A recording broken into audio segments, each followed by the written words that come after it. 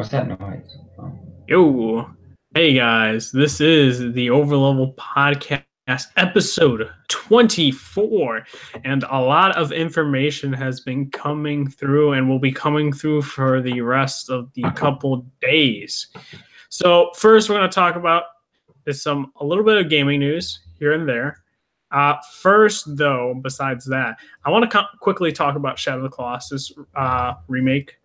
I got the game, through Best Buy with Gamers Club. So if you guys are, into buying video games new, and not many people know about this, Gamers Club is essentially a rewards program slash discount for new games. So let's say you pre-order a game for $60. Well, you're gonna pay $51 because initially you'll pay $65 due to tax, but you'll pay like $51 through Gamers Club. Or getting Shadow Colossus, I got that game for $34 instead of $42 due to the 20% save, and it just costs $30 for 2 years. So I'm pretty I think it's a good deal. But I want to quickly touch on the Shadow Colossus remake in terms of what I think about it and how it holds up in terms of what they did with the game and if they destroyed it or whatnot. I play the game and what can I say? I felt like I was back when I was a kid playing this game, and that's very good. There's a lot of different control schemes you're able to play in this game. You can play the classic or classic remapped, or the modern one. Personally, I did the modern one because I'm more accustomed for jumping now and stuff like that instead of triangle jumping or something like that, or doing action as circle. But I like the new the button schemes, the control configurations. But you can go back to classic, and in terms of graphics, it's great, and it still has that same art style. And it's very beautiful, and I'm always wow, this big expansive world there is really cool. And I'm around the 5th Colossus. It's the one that's flying, that Colossus. Yeah, I would also recommend people, not many people knowing, but you want to get fruits from trees and shoot them with your arrows, and also the same thing with lizards. Lizards help gain your grasp meter, and the fruits help you get more health. And not many people know it, and they just defeat the Colossus, and it makes things a little bit more easier defeating them. But man, what can I say? I like it, and I agree with the critics in terms of this remake is probably one of the best remakes I've played in a long time. And I know Blue Point Games is now searching or trying to figure out, or I believe some people are saying that they're going to do another classic remake of a game. And I can't wait for what they're going to do, because what they've shown is something fantastic. And I seen on a Twitter video of the new Shadow of the Colossus game, along with the PlayStation 3 collection of Shadow of the Colossus and Eco. And they were just panning in the camera and show, going back and forth which game. Someone just slaps the collection out, and they just zoom in on the PS4 version.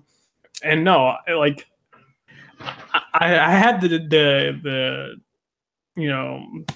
case right here, and it's super awesome. And man, I'm just having a blast with the game, and I would totally recommend it for people. It's not $60, it's $40, and if you get Gamers Club, it goes down in price even more.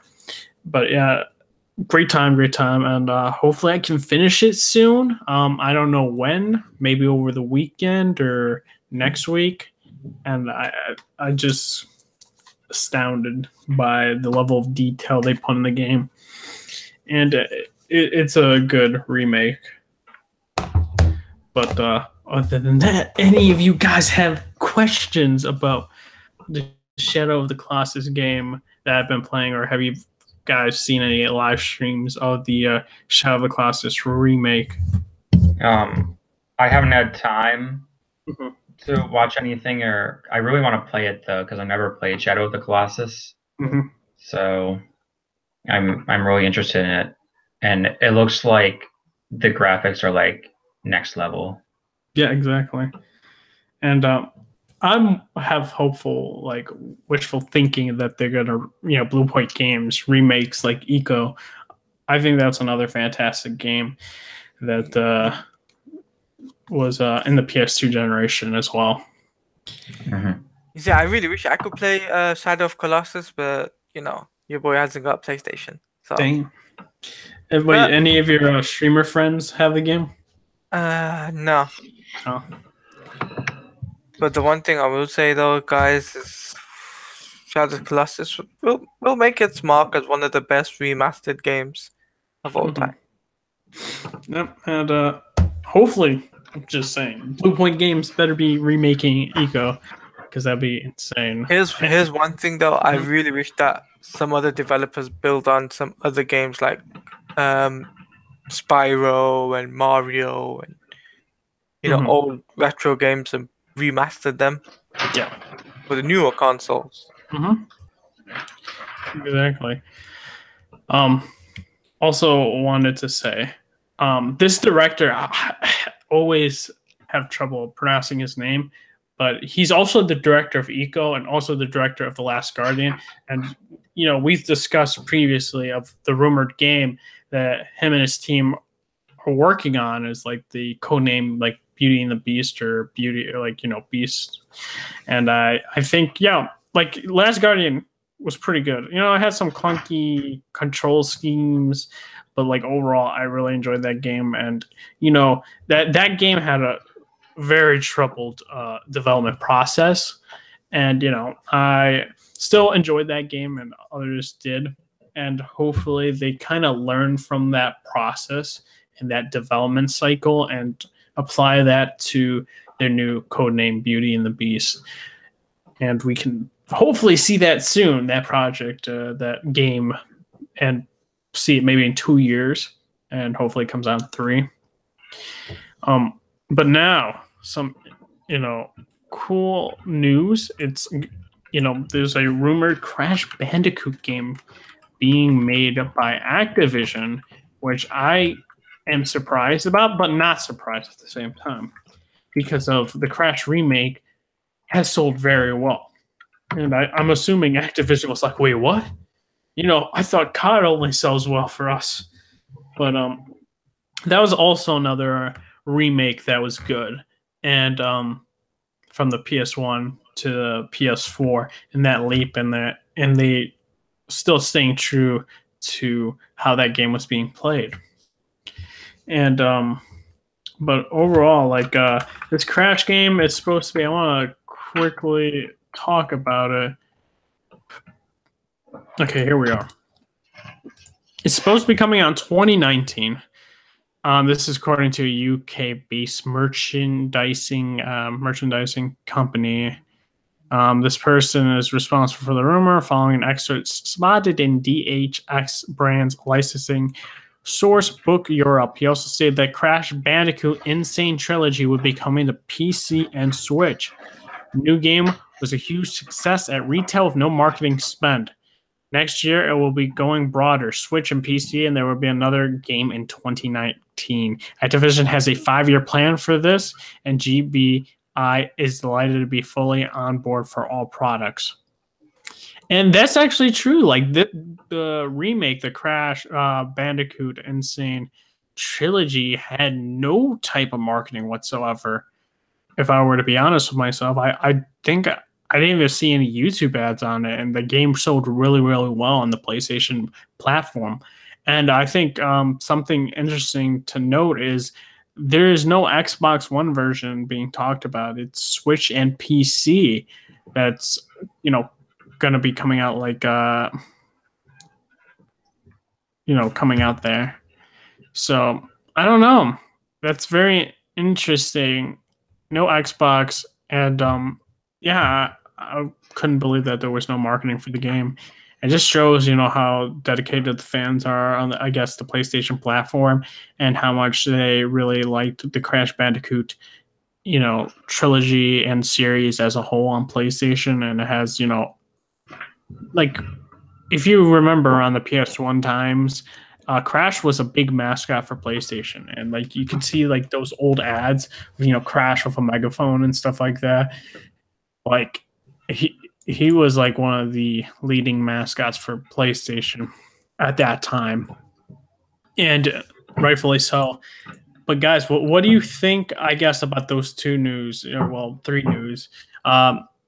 Crash is going to be having a new game next year. It's going to be going to Switch and PC, and that there was no marketing for this game. It still sold very, very well on the PlayStation 4 system, and we'll start off with Inspector. I feel it's interesting that they're doing another Crash game, but it makes sense since the Crash Insane trilogy did so well. I find it interesting that it's Activision. I don't know how that's going to pan out, knowing how Activision is kind of like EA, where are they going to have loot boxes in Crash now? It's like that with EA, so. Yeah, because originally, but my opinion on this. Wait, I haven't finished yet. Oh, okay. But I'm both surprised and not surprised that Insane Trilogy did so well, mainly because, well, it's nostalgia. It's Crash, and a lot of people wanted a new Crash game. So this will, the Insane Trilogy will tie them over until the next Crash game comes out. So, and plus, it got a big pop when it got revealed. Was it E3 2 years ago? No, yeah, it was E3. Yeah, I think it was E3 2 years ago. Yeah, they did like a big teaser thing on the floor. Yeah. Yeah, so. But I'm in the same boat as you. That's my honest opinion. I mean, this will tie him over until the new Crash game comes out. What do you guys think about, it's coming, the Insane Trilogy, the leaked or whatever rumor is saying, Switch and PC, but there's no mention of the Xbox One version. Does it make sense? Oh, no. I think it makes sense because I think Xbox has the same problem where they put it on PC, but they don't consider PC a platform per se, so it's still kind of exclusive to PlayStation. No, but if they're saying it, no, but here's the thing. If they're saying it's kind of exclusive by proxy, but still exclusive, quote unquote, because PC isn't a console, so it's still considered an exclusive. So maybe that's why. And plus, Crash, I don't think Crash would sell well for the Xbox because people who got the Xbox aren't familiar with Crash, so Crash wouldn't appeal to them. Here's the thing: it won't sell as well on Xbox as it would do on any other console. But it's a PlayStation exclusive, and it'll stick to PlayStation, in my opinion. It's coming on Switch though too. I don't think it's going to sell well on Switch. Yeah, that's my honest opinion. I don't think people are going to buy it on Switch. Yeah, many people won't buy it on Switch. That's just me though. It's I can see that being both UK and internationally, being that's going to be the case. I'm on the opposite side. I think it's going to sell well on Switch just because they're. Okay. I don't want to say Nintendo's mainly known for their platforming games, such as Mario, but a lot of them in that fan base like platforming for Kirby and Mario and the old school Mega Man games. But here's the thing though, with Crash, it's a big PlayStation, OG thing. Oh no, I'm not saying it's gonna sell more on the PlayStation. I said I think it's gonna do moderate, pretty well. But it's one of PlayStation's next, nostalgic things. Yeah, I know, but I'm still thinking it's gonna sell well. Okay. On the Switch, I'm not saying it's gonna sell more on Switch than PS4. That's not gonna happen. I think it's gonna do well. I think it's gonna help rake in more money for Activision, but Activision. We could talk about Activision later. There's something I gotta say about Activision. Well, I also want to say, because I think people always get confused, is why Crash isn't with PlayStation. Well, it's a thing. Sony or PlayStation don't own the rights to the Crash Bandicoot games. It's Activision. No, it's just Activision, but it was a PlayStation original. Oh yeah, but then it was also on. I forgot what game, but Crash was also on the original Xbox. I forgot which game it was. What It was might have it? been a crossover game. What was it? The racing game? I think it might have been one of the racing or one of the crossover racing games. Like maybe one main entry one. But you know what I mean. Yeah. Mm-hmm. So we're gonna go, I guess, to another topic, and I really want to talk quickly about Shadow of War, right? And my whole thing about Shadow of War is this. So DLC has come out, and essentially a lot of people are just like, huh. So we're gonna be playing as the elf for the main campaign. And well, a lot of people don't like her character, to say the least. And that was because of a certain point in the game where she does a certain action, and that affects Talion's character greatly. And he is forced to do one thing to help, Middle Earth survive. And he uses one of the Earth's rings. That's men's rings that Sauron gives the men, and they become like Nazguls. So he becomes a Nazgul. And then the expansion takes place after the ending. Well, not the ending of Shadow War. It's the ending of Shadow War, but not the true ending of the actual ending. It's super confusing, I know. But essentially what happens is this. She goes on the quest to kind of stop the Nazguls, like banish them, so there's at least peace for a bit. And then, she finds out Talion is a Nazgul himself, but he needs her help to kind of keep everything in check, because he's the one keeping Sauron's armies from, crossing over to the rest of Middle Earth. And it was pretty sad, seeing how he was being corrupted and stuff. And towards the ending, he was done. He couldn't give up the ring, and she had to banish him. Now, they do the ending again, but through her point of view. And essentially, she sees Celebrimbor, who's the elf, freed, and she goes, towards him to find him, because she still has the ring that was made in the beginning of Shadow of War.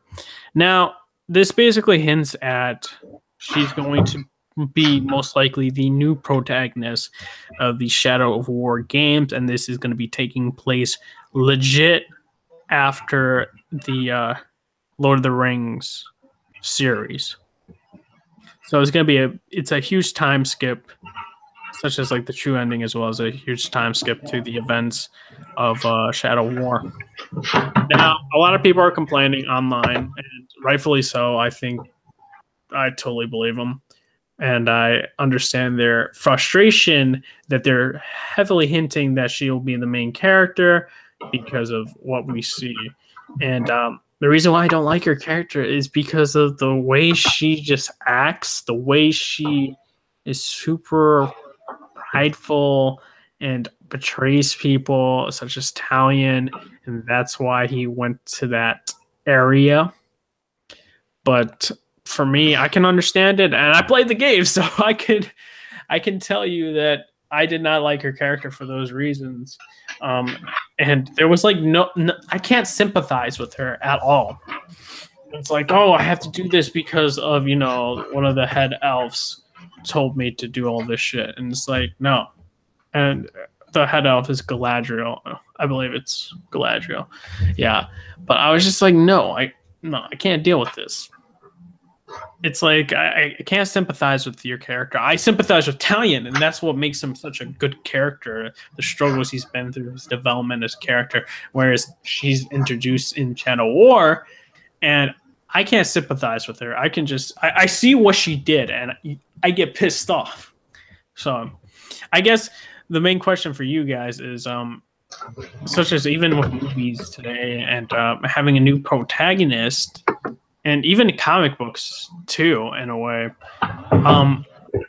Should we have a character that is not really known to take over the mantle or, per se, take over this series if a character is hated on and that they didn't do much to kind of show that this character can be someone that everyone can get behind? Such as like this DLC should have been, I guess. But we'll start off with Inspector. I'm kind of of two minds on this, where I get why people are mad because the character, I guess, didn't have that much development. And they did a really bad act to the main character. Yeah. Like I get that. Essentially. Yeah, I get that. But I think that I don't really know what to compare this to. I don't want to compare this to Marvel. But like when Marvel does, like when they put Jane Foster in as Thor, like they put Jane Foster in and they put Odinson off to the side and they just said you have to accept Jane Foster, and pretty much everyone did, and now everyone loves Jane Foster as Thor. So I think that, well, yeah, most people, I would say like 80-90% of people, but I would say that I feel it's kind of the same thing where it's like very, I guess, drastic in terms of how they did it. Like, we want to replace this character, so we did it by killing the last one. But I feel that the more people get to know her, the more they will accept her. Mm-hmm. Okay. What about you, Salati? What do you think? I think I'm on the same boat with Inspector here. What he said about the Shadow of War. You know, I don't really know if, with the characters and stuff for the extension, if how it's gonna play. But I'm in the same boat with Inspector. Okay. Yeah, because like me, it's like because I play the game and I feel what they feel. Where I was just like, dude, she fucked him over. She fucked him over greatly. Yeah, but with the extension, it's going to be a different ball game. Remember that. Well, I was saying with like because I looked at like the DLC, right, and I still feel that same way. I was just like, I still don't sympathize with her, and they're hinting at her having her main installment of a video game. And a lot of people are just like, I see in the comment sections, and they're just like, no. It's just like, dude, you fucked this main character that we really like, that has great depth and grown, and she screwed him over. And it's hard to redeem a character, I guess, that does such a bad deed. Because it's like saying like, okay, I'll compare this. If it's like Jane Foster killed Thor, and then Jane Foster just became the main, lead of Thor. Yeah, I understand. She didn't kill him. They just put him off to the side. But she was. Yeah, no. I'm trying to make a comparison. Like that's if that were to happen. You know what I mean? Yeah. That's like saying like, okay, that's like, okay, this would be an extreme realm of possibilities. That's like Jason Todd, let's say, kills Batman, becomes Batman in like the main series. That's what I'm trying to say. Like, no one would like that. The people get pissed off. I mean, you would like it because you're just a Todd fan. No, dude, I would get pissed off, to be honest. I'd be like, let me change my Red Hood name, please. No, like, when that stuff happens, like, Yeah. you just like, no, I can't forgive you. I'm sorry. Okay. But all right, let's I guess we're gonna quickly talk about it's gonna be a transitional topic question, and that is earlier we were talking and discussing what Marvel games are our favorite games, and we're not gonna do any ranking system, but I guess I'll go and say kind of the reasons why, and just listen. Spider-Man 2 is like one of my favorites. It's like that. Well, it came out on the PS2, and it reinvented like open world games, or it's one of the founders of open world games. And just like how good it was, even the story was pretty good, and had side missions with like Mysterio, Shocker, Black Cat, and others, Rhino. And I really enjoyed those storylines, and just the like even the pizza missions, for crying out loud. I loved that. Or getting the balloon. It felt like a genuine superhero open world game at the time. And I really liked that, along with the music. Music was awesome as well. And that's one of the reasons then I go with also Ultimate Spider-Man. I liked it. It was different than Spider-Man 2. It had a different art style, and it felt very much like the Ultimate Spider-Man comics in that way, and also the way they kind of set it up. And I felt like this is kind of like the first for video games where you had a superhero and also an anti-hero, and kind of go through different paths and also intersecting with one another. And I thought that was very cool concept. And besides the side missions really lacking, and they were mostly I would like to say time trials. I didn't really like that. But the thing is, you had to do time trials to get more costumes unlocked. So you had to do them and try to like unlock the black symbiote suit for Spider-Man towards like the ending or near the beginning, if possible. And you can also like get collectibles and see like all the issue covers for Ultimate Spider-Man. I thought that was really, really cool concept. And I liked the Ultimate Alliance series. I thought that was really cool. I thought it had a good storyline, and it kept me guessing. And I just liked the roster of superheroes. Now, if you had the PS3 version, you had more because of DLC with like Venom, Magneto, and I was like, gosh dang, I'm kind of jealous. And I really liked Ultimate Alliance. And also, I'm forgetting, I actually like Spider-Man 1 on the PS1. I thought that was really, really cool. I felt like that was like a, like, I wouldn't want to say I compare it to the Spider-Man, the animated series, but I felt like it was kind of. And like hearing like, I thought the music was great for that time period as well. And I felt like when I play it, I feel very, nostalgia. I feel like it was really cool at that time frame. But, and then Web of Shadows, I thought was cool. Hated the voice acting. Everything else was good. There was no side quests, which I wish there were more. And I wish the city was a bit more alive. But yeah, those are my thoughts for like the Marvel side of things for games. What about you, Inspector? So my number one is Marvel Ultimate Alliance. I think it's the fullest Marvel Ultimate Alliance 1, because I think it's the fullest Marvel experience you can have. It basically has all the characters. It has a great story following Doctor Doom and the Masters of Evil, and it's just a really fun game to play either alone or with friends. And they did have different endings, right?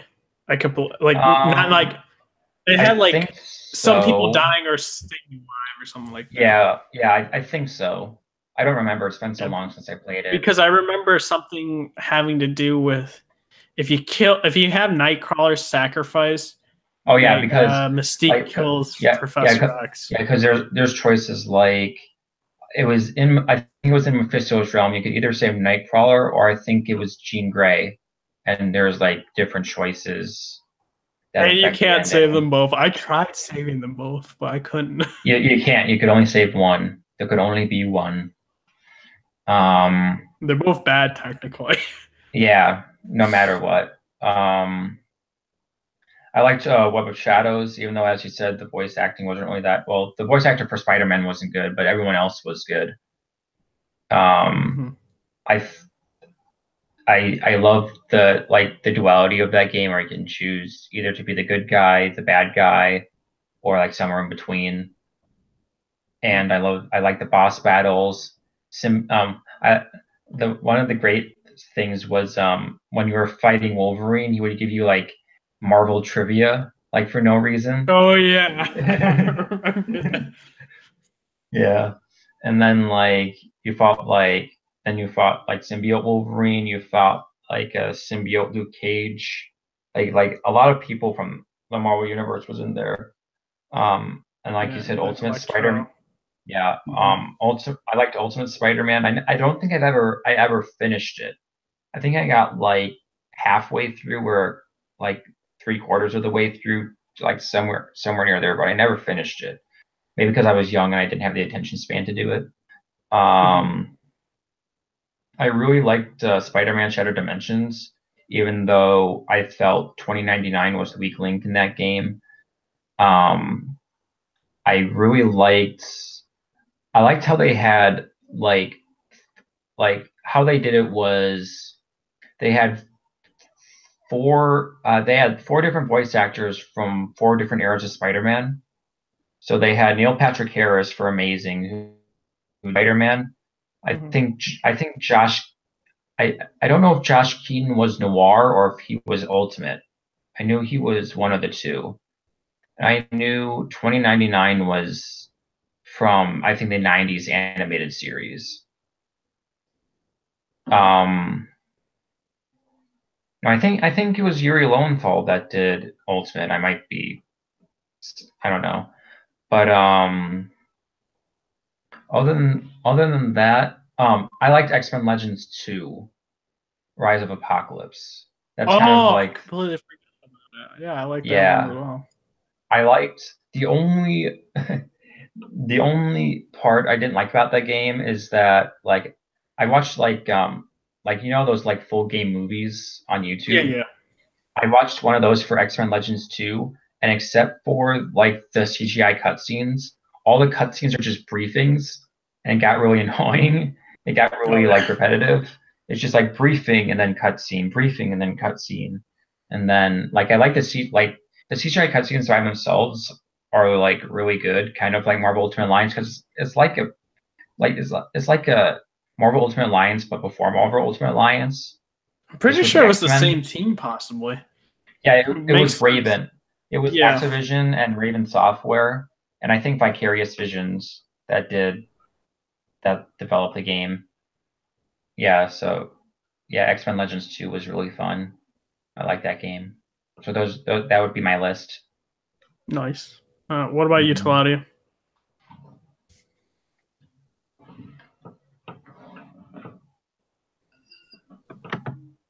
Taladia? Hello?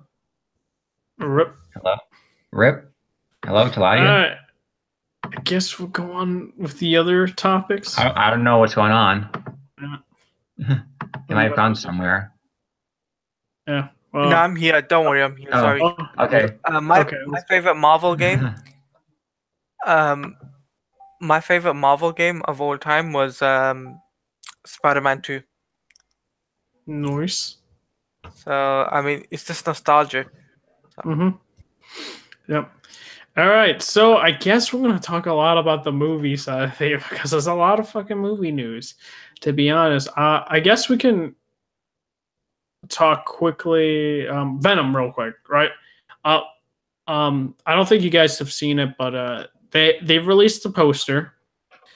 Got me a little hyped. It showed the Venom eyes with the Venom logo with Tom Hardy, and the trailer's supposed to come out tomorrow. To me, this is a good sign because that's like the iconic Venom eyes. Like, they're getting the look down from the poster now, and from like those like posters from like Comic-Con as well. It seems like they're understanding what fans want from Venom, and I'm liking that. Now, hopefully, what I think is going to happen, this is my prediction for the trailer. They're going to go into the characters Eddie Brock's going to meet. He's going to do his investigative journalism. They're going to talk about the symbiote and how, like the origins, like, or the really brief origin, like tale of this, symbiote. And we're going to like just talk with the potential villains. And then towards the ending, I think we'll hear like Tom Hardy's impression of Venom. I don't know how he's gonna sound like. He does a good, he does cool different voices, such as Bane's voice. So it's gonna be interesting to hear his Venom voice, and we'll hear like we are Venom, or I would think that we are Venom, or towards the end you'll see a shadow or like darkness with the white eyes and hear that menacing voice from Tom Hardy, and then they'll cut to the ending. That's like my prediction for the Venom trailer that may be shown tomorrow. But I really want to hear that Venom voice really, really badly. Because that Venom voice has to sound menacing. But I think Tom Hardy's a phenomenal actor, and he'll get it done. And yeah, they're promoting, in that poster, having that Tom Hardy name on there. And yeah, that's really my quick opinion on like that Venom trailer that may come out in that poster. That kind of gives me hope that they're staying true to who Eddie Brock is, and who both the symbiote and Eddie Brock are together. That's just me though. What do you think, Inspector? I mean, there's not really that much to go on for the poster. It's just a typical teaser poster. It looks fine. The eyes look like Venom. Like the whole poster looks like Venom. Not unlike Spider-Man 3. Yeah, I wonder how is it going to be like half makeup, half CGI? It's going to be all makeup. We don't know yet. We have no idea. I know we saw that sculpt, but I don't know if that sculpt was real or if it was fake. Yeah, we don't know. But I'm interested. I'm interested in this movie. I still don't know how I feel about it, mainly because it's not the whole like Sony thing, but it's kind of like I don't know, it's just weird how like where they place this, like they placed it in October, which kind of makes sense, but like beginning of October where not really a lot of things come out. And it's like a weird place to market your movie, because this was originally supposed to be the day that Aquaman came out, but Aquaman moved for Venom. Yeah. So, which makes sense. They don't want to cannibalize each other. So, I'm looking forward to the trailer. I just wonder how it's going to look. Because what do you think? You think do you believe what I believe? We're not going to actually see Venom, or we're just going to see his eyes and his voice, and that's it. Towards like the ending. Yeah, I think we might get like a little like snippet at the end, probably like either like of the symbiote, or like the symbiote coming around Eddie Brock, or like the tongue or something. I don't know. Yeah, that's what I would assume. Something like that, along the lines of that. It would be cool if we hear the "We Are Venom" towards the end of the trailer, because we see that hashtag already. So it would be, I feel good to do that, but that's just me. What about you, Claudia? What do you think about that poster that's been released in the? What are your predictions for the trailer that's gonna be coming out tomorrow? It's gonna be awesome. You think so? All right. Yeah, and probably tease the Spider-Man PS4. No, it's not Spider-Man. What am I saying? Spider-Man PS4. I was like, whoa, man, They might tease Peter Parker. That'd be great promotion. Oh, no, wrong person. I'm gonna say Peter Parker is gonna be teased. You think Peter Parker? Wow. That's interesting. Okay. All right. So now I guess we're gonna go really into. Oh wait, one more thing. Then we'll go into the trailers. Go on. Star Wars. Another trilogy has been announced, boys. No comment to that. I've got um, nothing to say about Nothing that. to say. So, I want to go into it because guess what? These guys are my heroes. Really. well, I've got nothing um, to say about that, in my opinion, because it just sucks. It's gonna make 3 more movies, and all of them I are don't know, gonna man. be. I'm hyped about it because you I'm got not. the writers for Game of Thrones working on this, Nah, but the it sucks. showrunners as well. Nah, man. This was I'm originally sorry. about a Skywalker movie. They Nah, fam. changed the I'm whole. sorry, bro. I'm gonna cut you off because I can't wait for this one. Listen, Okay, I I'll love the let you guys have your showrunners. say on that. Yeah, I love the Hold on, showrunners. They've done. I'm gonna let you finish. Thank you. I love the showrunners, and they've done phenomenal work. And as a result, though, they're not going to be doing the Confederate show for HBO. Good. And I will we'll talk about this a little bit after. This is what I have to say about the Star Wars thing, the trilogy. I'm excited for this project mostly because this will be a perfect time for the writers and showrunners for Game of Thrones to do the Old Republic trilogy, and I think that would be cool because that era is pretty much the grit and dark of the universe for Star Wars, and I would like to see that envisioned and put on the TV screen. And these two writers and two showrunners for Game of Thrones know how to develop characters and know how to make a good storyline, and I feel like they can put that on the big screen, and it would be great to see that. And I feel like they're going to push that boundary for PG-13, and it's interesting that I'm going to say this: it's interesting that Kathleen Kennedy hired these guys because I didn't think she would. And what I mean by that is you're being risky now because before I was thinking she wanted to play it safe. You know, she's playing it safe with the Solo movie, and now she's playing it safe with Episode 9 with J.J. Abrams. But I don't know. Maybe she's learning, I guess, from some of the mistakes in hiring these guys as a result. And I think personally, I think this is a good idea. I know some people will be like, "Oh, they're milking Star Wars," and I'm just like, personally, it's like, dude, I watch a bunch of superhero movies, and I can't get tired of them. So that's just my opinion, and we'll go with Inspector on what he thinks.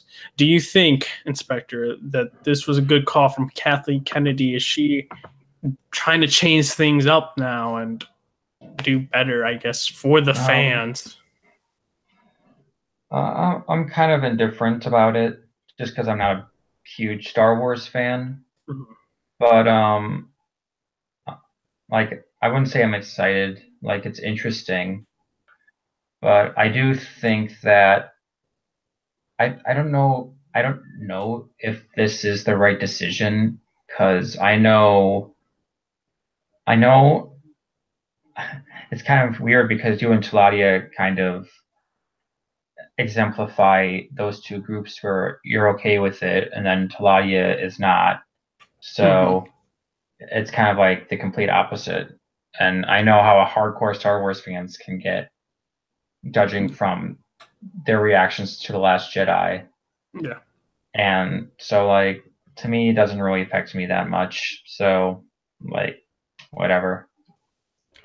Do you think it's a risk for Kathleen Kennedy to hire these guys though? Oh yeah, definitely.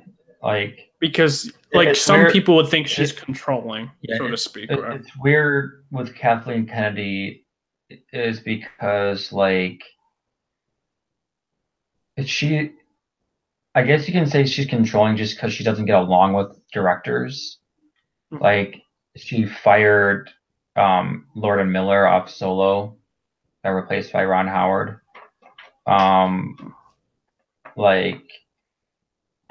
She's kind of like the Kevin Feige of Lucasfilm.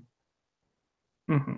And I know it's weird, like on Twitter, there's a lot of like, not backlash, but kind of like, I don't know what to call it for Kevin Feige. I guess people are like, they're pulling like a heel turn on Kevin Feige, like everyone's turning against Kevin Feige. But like not everyone, but there's like a small section of people that are turning on Kevin Feige. But I don't know. Like I really have no opinion on it. So all right, Taladia, after cutting me off, man, it's your turn to speak. My say on this, I'm not happy with another trilogy at all. Can you guys hear me? Or Yeah. I thought you were gonna say more. no. Honestly, I'm just upset that they're making more trilogies. And yeah, even though it's a Game of Thrones, people, my thoughts are just two things. It's gonna spoil the Star Wars OG people, fans, and B, it's not gonna feature Rey at all. So. I don't know. Hey, man, I'm fine with that. If they go Old Republic, dude, I will No, be. but they're not going old, man. How do you know? You don't know though. No one knows. Mark That's the Hamill, thing. after what you saw with Mark Hamill and Disney, you really think that these guys are gonna come back? What do you mean? Mark Hamill and the stunt that he pulled after The Last Jedi. We're talking about Old Republic. This would have nothing to do with Mark Hamill. Oh, sorry. Old Republic is before the prequel. Is that the prequel? Is that the sequel? Prequel. This is way before the prequels. Oh, if they're gonna do a prequel, then I think it's a good thing. But I thought you're talking about sequel here. Sorry, my bad. No. They're doing a new trilogy, just like those prequels. They're gonna feature Obi-Wan Kenobi's what's his name? What's his name? Ewan McGregor and Hayden Christensen. No, this would be way before that, man. This would be like at the time where Jedis and Sith were at their peak, where there were hundreds of Jedis, hundreds of Sith. They had their own academies. They had planets. They were at war with one another. They've been at war for hundreds and hundreds of years. That's what I'm saying. That's like the potential that they'll be doing the Game of Thrones guys. That's what I'm saying. That's going to probably be around there because of Darth Revan and how dark those storylines are. Yeah. And that's why I'm saying that they may push that boundary for PG-13. Oh, okay. But I thought they'd if they're going to do a trilogy, I thought it'd be a Jedi involved and they would have featured... I mean, technically, it's a bunch of Jedi, so they'll have a bunch of Jedi and a bunch of Sith. Oh, man. But not the OG ones, though, and that sucks. No, if they do Darth Revan, that storyline, they're golden. They just need to do that. But you know what I mean, though, don't you? What do you mean? You know what I mean in terms of like bringing Hayden Christian back. They wouldn't be able to if they're doing Old Republic. They wouldn't be born. Anakin or Obi-Wan. What about Qui-Gon Jinn? Nope. Dude, this happens hundreds and hundreds of years ago. Before the prequel. This is Old Republic era. Oh, okay. I'm a bit confused on that, but... I mean, you would have to play, like, Knights of the Old Republic, and you would understand. I never got that. I never got to play that. So. Yeah, it's a good game. You should try it. But that would be, like, the equivalent. Oh, okay. So if it's the equivalent to that, then... I only seen the trailer for it, but I'm like... But, yeah, we don't know. We just don't know either trilogy. I think one will be Old Republic, and the other would be... maybe sequel? Years after, or a sequel. Okay. That's what I think. But we'll have to wait and see. Time will tell. Okay, now, as a result, because I just talked about it. So the Confederate show is not happening because of the... Yeah, I heard about that. HBO. Because of them taking the job for Star Wars, they basically can't do it. There was a bunch of backlash about it because essentially this was the equivalent of A Man in the High Castle, right? This because I'm going to compare A Man in the High Castle right now. Basically, that show is essentially if America and our allies lost World War II, what would the world look like? With a Nazi regime. Well, that's essentially the Confederate show. It would have been essentially if the Union just didn't win, and the Confederates won, and seceded from the United States. That would be equivalent of it, and that essentially, I think the show said like slavery would be institutional in that area and stuff like that. So I guess, what do you guys think about the show cancel? I know Inspector was talking about it, but initially it's like me. I feel it's the equivalent of Man in the High Castle. It's like, if you don't like those type of storylines, you're not going to like an alternate timeline storyline that's showing the worst of people, just like a Man in High Castle. It's like it shows the worst of humanity, or what would happen if history took that turn, so to speak. Yeah, like I just thought it was about like the difference between like the Man in the High Castle and this is that this alternate World War II future thing has been done a lot, and like it's kind of like I guess it's kind of like a question that like a lot of people answer in separate ways. Like Wolfenstein did it, and now Man in the High Castle did it. But I feel that that's different because I think like doing a Civil War thing is more closer to home than like if the Nazis took over. Because if the Nazis took over, like that's what would happen. But like if like I just feel it's not at the correct time. Mm-hmm. Like because there's so much tension like right now in the States that I don't think it was the best idea for HBO to even announce the show. So so that's why I said it's good that it's canceled. Because like when it comes to like again when it comes to that and Man in the High Castle, a lot less people I think have Amazon Prime than they do HBO. Because you could have HBO on your TV and you could also have HBO like or you could also have Amazon Prime on your TV. But I think a lot of people have HBO than they have Amazon Prime. And Man in the High Castle is an Amazon Prime exclusive show. So that's what I gotta say. All right. What about you, Taladia?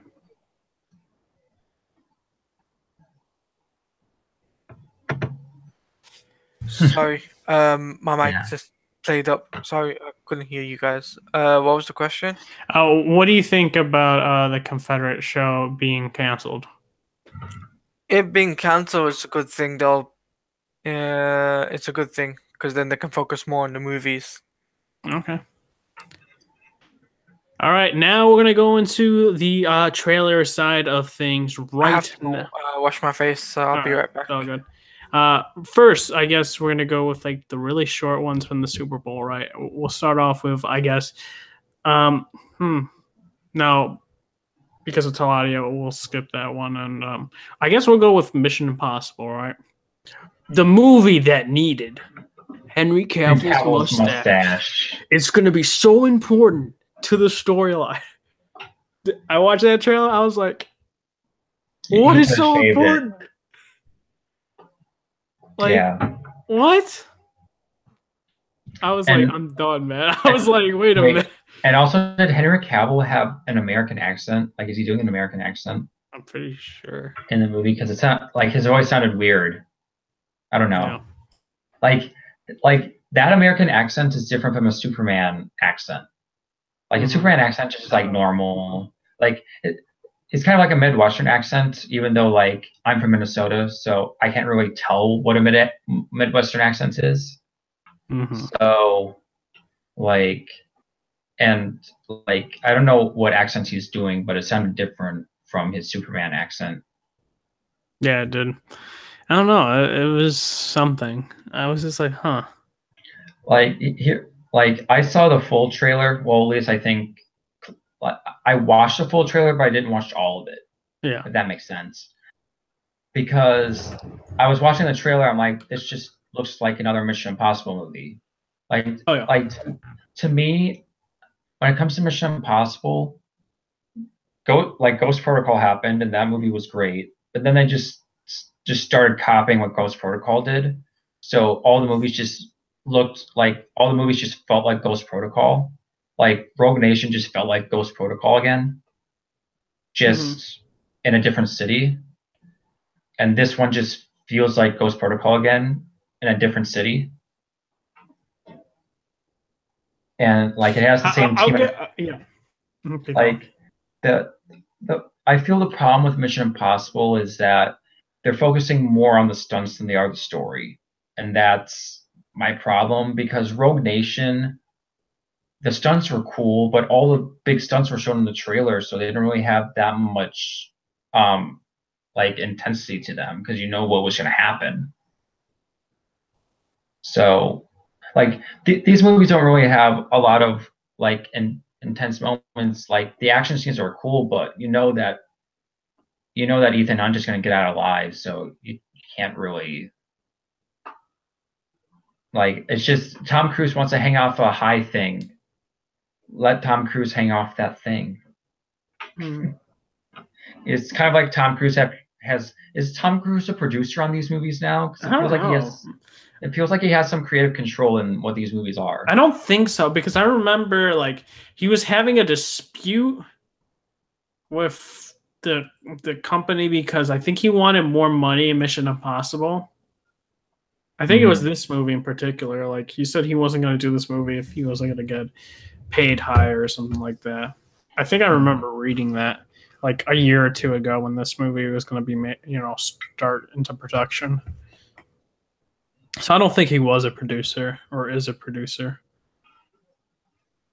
It's just they're paying him a boatload of money now for this franchise.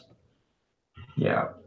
But my thing is, I guess what you're saying right now is just like there's no stakes to it. It's like I know that he's going to be coming out alive after this is the sixth one, right? Yeah. So that's the thing. Whereas, well, some people can make the argument, well, the superheroes, man, they'll always get out. Well, that's not true. That sometimes, because like we see this like you say Superman, right? But Superman, Logan, I forgot some other ones, but those are like the good cases of it, that there is stakes at it. So there are actual stakes for those movies, and hopefully those stakes will translate with Avengers Infinity War. But other than that, it's like the Mission Impossible, that's what is, I guess, kind of pulling it down, is there are no stakes. And that's what I think this series needs. Like as a spy / thriller, you need to have those stakes. You need to make us feel like he's not going to come back alive. Like you need to have his ass kicked like a lot and just be beaten and have some of his teammates die. I think that would also be a good point narratively, and building up that suspense and also that gravitation of the movie. Like that's what my opinion or what my advice would be for the Mission Impossibles. Now they can't do that with 6, but I feel like they can do it with 7 if they are planning on pursuing Mission Impossible 7, which most likely is going to happen. Most likely this is going to make quite a bit of money, because not many movies are coming out over the summer. Yeah. Because Mission Impossible usually always comes out in the summer as well. But my thing is like they just need that, and I feel like they can rack in more money as well. But other than that, those are our thoughts on the Mission Impossible 6. I kind of think it was funny though, seeing the trailer. We see that shot of Tom Cruise, jumping off that building and landing. That's where his like ankle broke in that stunt scene. Like it looked bad. Like you do it in slow mo.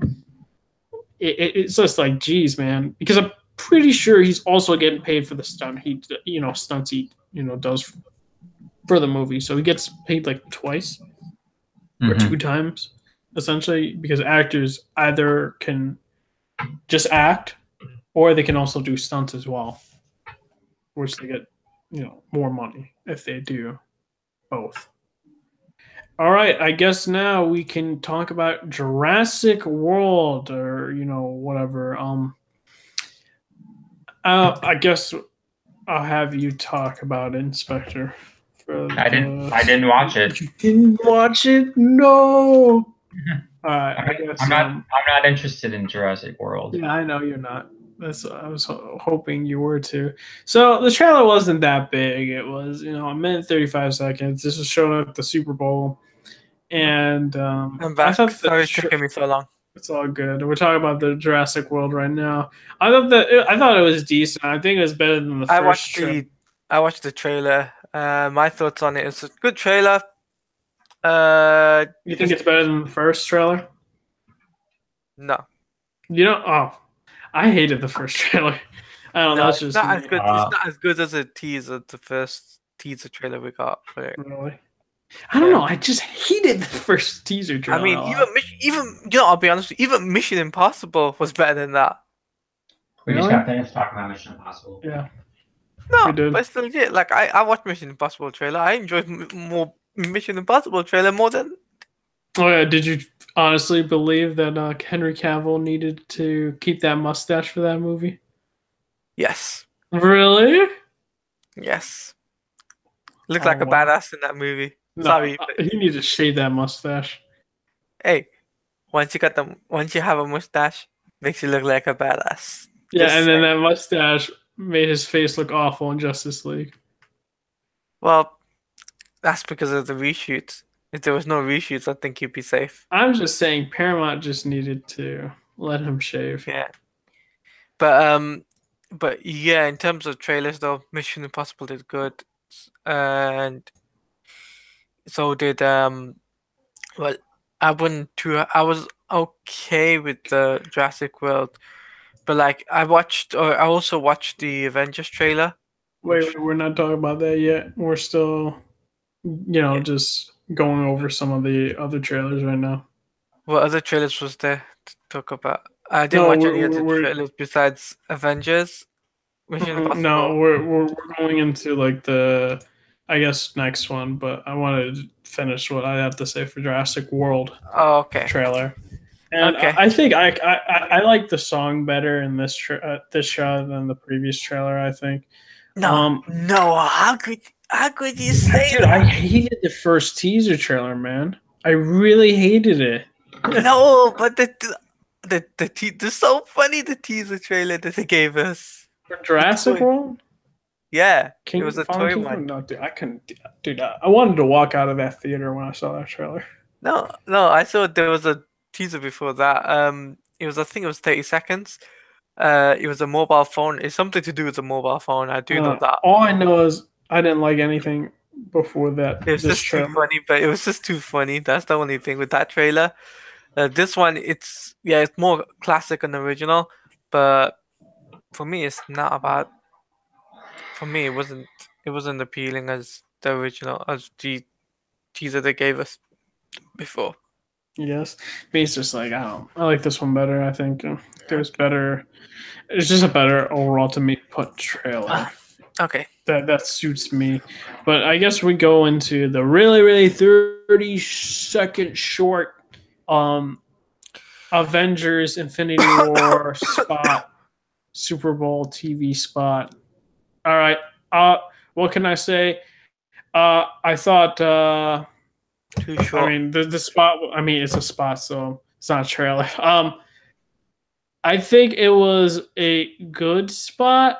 I don't watch TV spots much, so I can't tell you what a bad spot is. Like, it was meant to pique more people's interest, but everyone's also already interested as it is. So, personally, Marvel could have just saved money. Disney could have saved money and not have done it.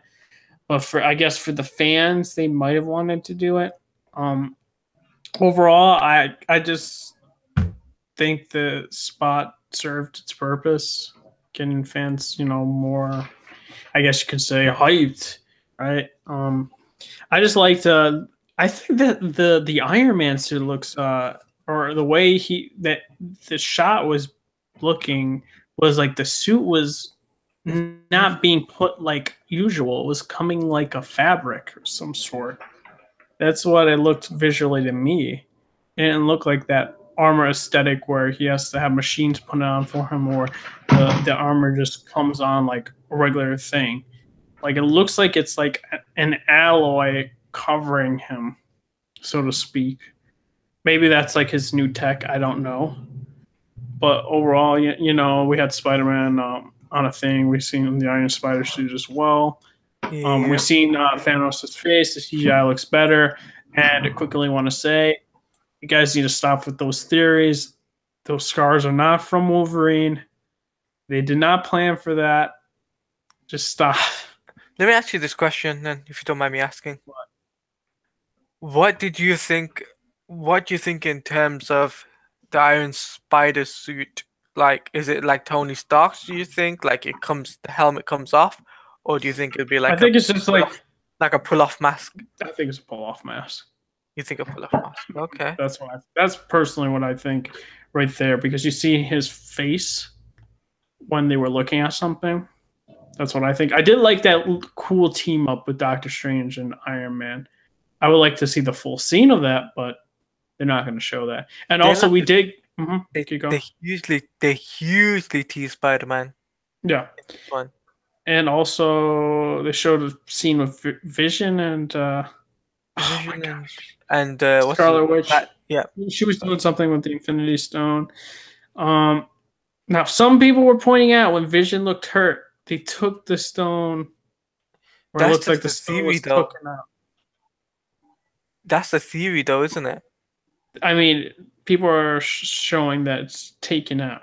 So if it is taken out, I'm going to be pissed because that dude should be dead, not alive. Now, that being said, I don't know. Maybe they were messing with it like usual, a CGI. Just like they messed with the Cap running scene where we see... Oh, we also see his new shields. I really don't know how I feel about the shields. I'm just like, I don't know. I'm like up to there. It's like, you know, I love that original Cap shield, but I can understand why he's not using it because he's Nomad. And it's like a double, like 2 shields he's using. So that they cut that out for the original trailer. Whatever they did like the CGI, the same thing with like Thor and Thor Ragnarok. But those are really my thoughts. I thought it was solid. I didn't think it was super amazing, like some people were saying. I think it was solid. It did its purpose. It got me more hyped. I didn't think it was like the second coming, like some people were saying. I'm no hater. I speak the truth. What about you, Inspector? I thought it was okay. It didn't really get me that hyped. Mm-hmm. I don't know. It just felt like they had a trailer, like a second trailer, and they just condensed it into a 30-second spot. That's interesting. Like, because we saw new footage and we saw old footage. Yeah, we saw the old footage at the ending, right? Yeah, so... And to me, like, the first trailer didn't really hype me up that much. So, like, it was a fine trailer. I just thought some parts were... I didn't really like some parts of the trailer, but the spot was okay. I want to say that lighting, though, does not help Scarlett Johansson. It just looks awful. I don't know if it's because of the wig color or something. It just, the lighting makes it look really, really bad. Hopefully she's not more lit areas because I don't know. I don't like the way she looks because the lighting makes her look bad. Because we see her in a dark area and it looks fine, but light area is not fine. I guess we'll go with Taladio. What did you think of the Super Bowl spot?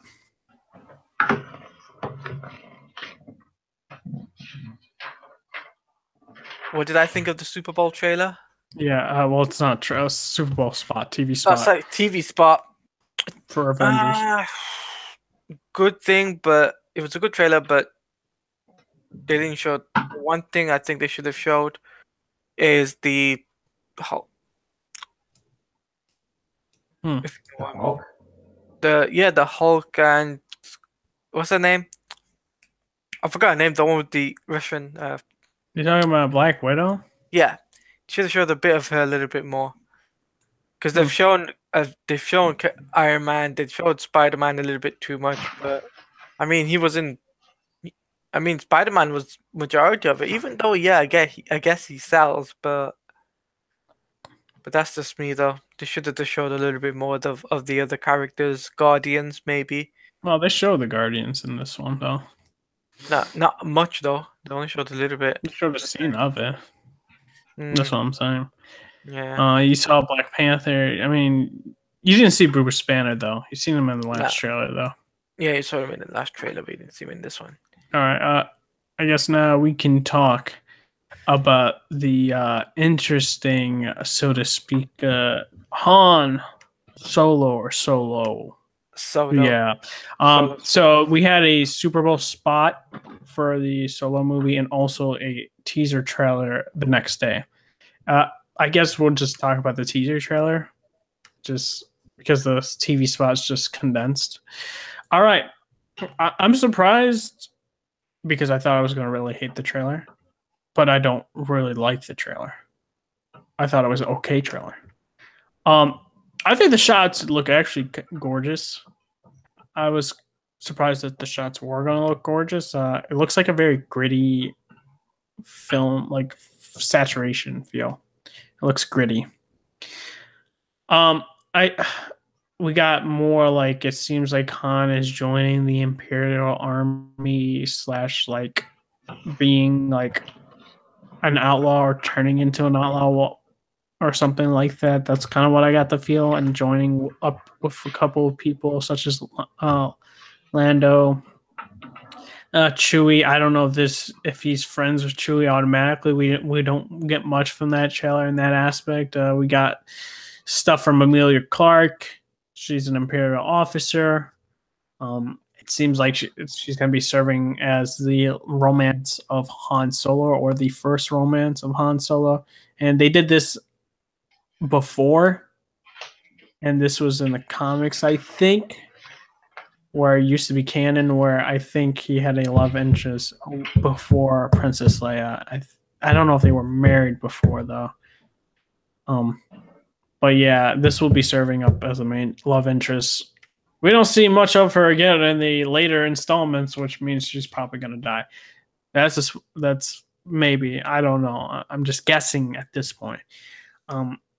Other than that, I thought it was an okay trailer. I didn't hate it, nor did I like it. I need to see more. And those are really my thoughts. Another thing. Person playing Han Solo didn't feel like the voice of Han Solo.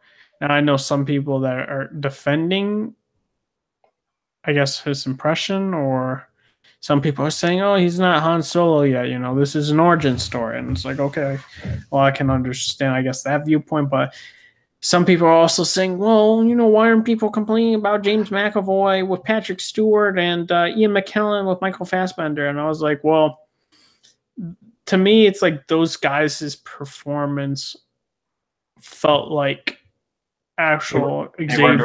They weren't doing impressions. Yeah, I know. Like they still felt like the character. Yeah. Whereas this one, it's different.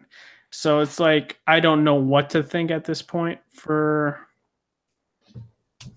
Alden. I think his name's Alden. Yeah. Hopefully the rumors aren't true and him needing like a coach on set.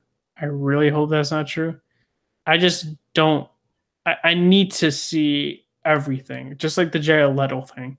I need to see his whole performance as Joker to make a verdict if I like him as Joker. I'm not going to be that guy. Right now, for me, it's like he doesn't sound like Harrison Ford, nor like, but then you can make the argument this is a origin story. So maybe he will. I don't know. For me, I'm not going to bash the movie, nor am I going to praise the movie. It's the trailer for the movie. I think it was an okay trailer. I thought it was going to be really bad, but it was an okay trailer. Inspector, what do you think? I wasn't interested, so I didn't watch it. Okay. All right. Talia, what about you? What do I think? Yeah, of the teaser trailer. Not the Super Bowl one, but the one that came after it. Sucks. Why is that? That's one word. Just explains it. Sucks. Any reason? No, No. it just sucks. Huh. There needs to be more to it. Wait, what? More story. What do you mean more story? I'm super confused. No, for the big trailer that comes up, obviously this was like the Super Bowl. It sucked. They No, I'm didn't talking show about the face. trailer after that one. Oh, the one after that. That was the good one. Wait, okay. That's what I was like. I was like, wait a minute. Okay. I was like, wow, this went real fast. Yeah, I'm getting confused because you know what I mean. It's like, Yeah, no, I was talking about the actual teaser trailer, not the spot Yeah. TV spot one. yeah, Okay, you said it's good. All right. Yeah. What do you think about Alden's portrayal, or do you chalk it up as this is an origin story? This is what Han may sound like before. no, it doesn't Taki? sound. It's hard to explain. Or are you going to be that type of person? You need to see the whole performance in the movie. I have to see the performance. Okay. Sorry, but Because that's like my opinion. Like, but I have to see I the don't know. performance to judge the movie. Yeah, I was just like, I don't know if I don't Mhm. really know if I can, fully accept it until I've seen it. Yeah, you just don't want to say I hate him Mm. as Han or That's I love the thing. him. That's how I was with what's it called, Batman versus Superman, right? When Mhm. everyone was judging Ben Affleck, I was like, until I've seen the movie, I'm not gonna judge it. So it's the Yeah. same thing. It's the same thing. Mhm. You know what I mean? Yeah. So that's what I have to say about that. But I'll be right back. I have to go to the toilet. I'm feeling really sick. Yeah, gotcha, man. All right, so we have. I'm gonna quickly talk Jessica Jones season 2 trailer. I know Inspector hasn't seen it, nor he will see it. I just will tell you, the viewers, what I think real quick about it. I like season 1 a lot. I think Netflix has going. They have like, because they're part of the MCU. I can say that. Do I think that the Netflix MCU has better villains than the original MCU? Or, just the other MCU, and I have to say, I think so. It's like, I love Kilgrave. I liked Cottonmouth. I liked Kingpin. And also I liked Ben Barnes / Jigsaw. Like, these guys are amazing. And I wish CW took notes or takes notes for the Netflix things, because I feel CW is just kind of losing that that writing style of how to make good villains, so to speak. If we see it with the Flash, they just don't know how it clicked. They don't know how Reverse Flash was like this really amazing villain. They can't capture that. And that's what I feel CW needs to do. It's like they need to write better villains. They need to or try to do a story planning or something, and how this villain will develop throughout the series or something like that. Because what I feel from CW, I remember hearing, what was it, season 4 of Arrow? I think they didn't know who was going to be in the grave. And this was the very last minute. They're like, oh, shoot, we need to have somebody in the grave. And they just chose somebody randomly. And that was, Black Canary. And I feel like they need to plan out their stories. Arrow, to me, it's like, yet again, it's like, I feel like it's falling off track for me, right? I think got back on in season 5, and season 6 has been really solid. I think 5, no, I really liked 5. 6 for me. I'm just not feeling it now. Yeah, It's like, I don't know. I get it because it feels like I get what they're trying to do. I felt like how they tore apart the team was kind of forced, but Mhm. like it makes sense why Oliver did that. So, But then also but hearing like they're casting another former League of Assassin person coming into the show. So I was like, oh, and then Nissa's coming back for the episode with that person as well. And I'm just like, wait, why are we at? It's like, I don't know. I don't know what they're trying to do there. But I was going off track. Want to say I dig the Jessica Jones trailer. I think was really awesome. It seems like it's going to be that dark, gritty storyline of a PI detective style noir-esque, and it seems towards the ending, Kilgrave's at the end. Maybe is he alive? We don't know. We just see that purple image on Jessica Jones. You know, that shadow and someone clapping in a purple lit room. So that might be Kilgrave. yeah. I love Kilgrave. Top tier. He's like probably the most like David Tennant's just a phenomenal actor. Mhm. The way like I feel like he's the I guess I'll say it like this. Maybe some people might say you're wrong, but he's the equivalent of Loki. I feel, and just how Okay. charismatic he is. Like you're supposed to hate him, but you like him, even though like Kilgrave does some really fucked up stuff. He's like I guess like the R version of Loki, in a way, and that's what I liked about that because we don't know what really is going to be happening in season 2. From what I gathered and what I looked at and analyzing, it seems like more that Jessica Jones is going to be figuring out how she got her powers and going back to that area in her life that she kind of locked away because it was a very traumatic experience for her. And it seems like that aspect they're going to go towards that. And I think that's a really good idea to do for being a PI because Jessica Jones is a PI. You need to make it a PI story. So investigating her childhood is a good start and a good storyline, I feel. Now, is Kilgrave the main villain? We don't know. I think they're kind of playing that close to their chest because they don't really want to say. They don't want to say, hey, he is or he isn't. But the show will be coming out in March on Netflix. Quickly, I want to say, before going on to the next one, Altered Carbon. I finished it.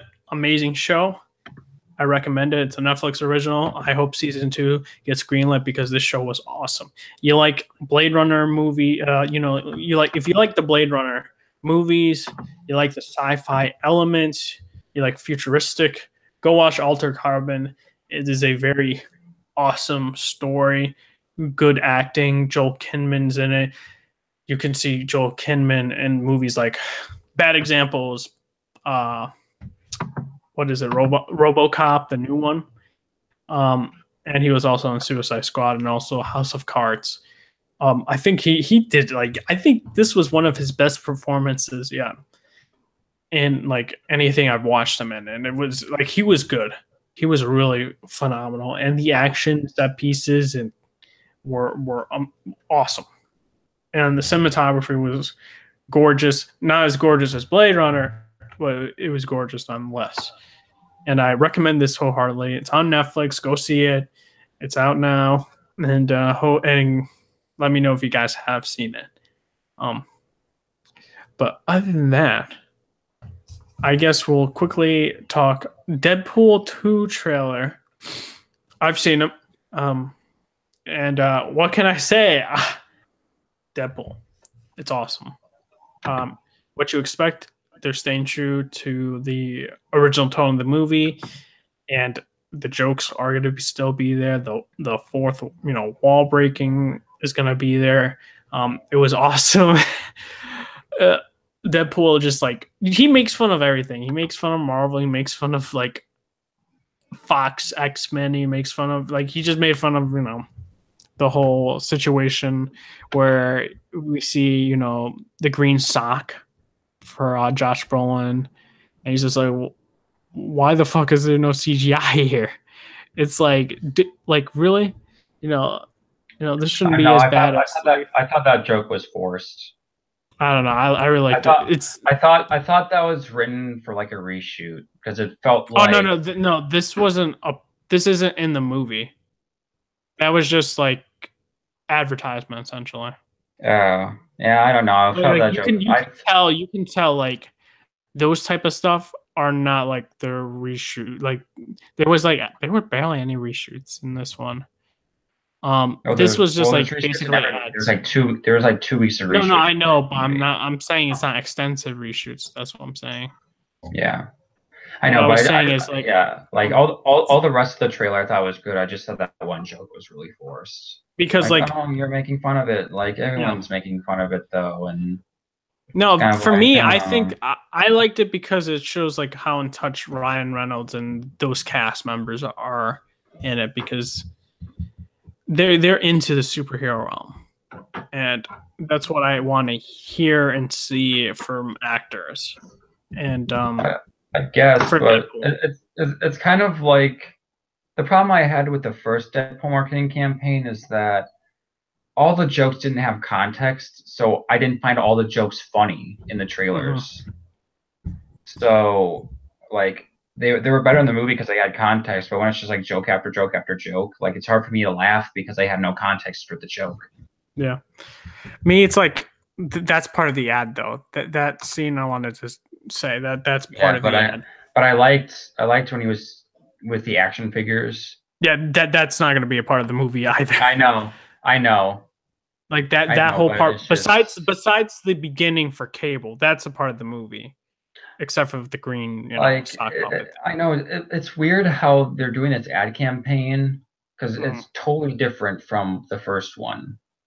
Because like it's not doing like a viral marketing campaign like the first one, and like they're making fun of movie trailers. They're doing all these jokes like about movie trailers and stuff and like unfinished CGI. It's like there's unfinished CGI in like every movie trailer. So like that's why I found the joke not really that funny. Because like the thing about with CGI is that you're not really supposed to notice it, but they made it like so noticeable that like, oh, that joke was right in front of you. So like, but I did like the last half of the trailer more than the first half because it actually showed like part of the movie, and I liked the little montage that they had. Yeah, me, it's like I don't know. I liked all of it. Me, it's like I don't know. I thought it was funny. What I thought was interesting, like that Disney reference of the Toy Story, was interesting. I think they did that because of the deal, or the deals going down. That's why use Woody / Deadpool. I think it was funny. I like Ryan Reynolds' impressions of people. And like he also talked about like, dude, I thought you would be taller because that was a reference to, like Thanos in the Marvel, MCU. Because Thanos is like huge. I thought that was cool. Because Josh Brolin's like 5'10". Pretty sure he's 5'10". I think he's over 6 feet tall. I thought he was 5'10". What? I think. Let me look it up. Hey guys, I'm back. Sorry it's taking me so long. I've just fine. If you don't feel well, Talati, it's fine if you go to bed. Like we don't want to keep you here if you don't want to be here. No, I can last. Don't worry. All right. Yeah, he's 5'10", Josh Brolin. Okay. So yeah, what else? I thought like the shots were good. There was a new team. I don't know some of those new people besides Domino and the other people I don't know. Someone said like the one near Deadpool looked like Terry Crews. I don't know. He had like orange glasses. Some people were saying Bishop, but Bishop has dreadlocks. I don't know. It seems like they want to keep that close as well. They don't want to say anything about him.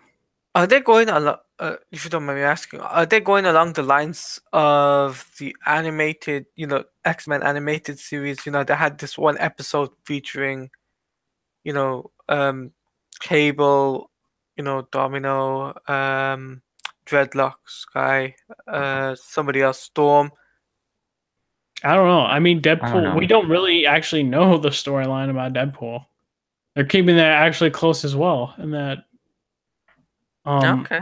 because I mean, they I might- can't tell you what the essential movie plot for Deadpool 2 is. All No, we we know don't is need to Cable's like. a I'm part just of it. thinking. Mhm. As this is just a theory, though, as a fan theory. Would you think that they would do that?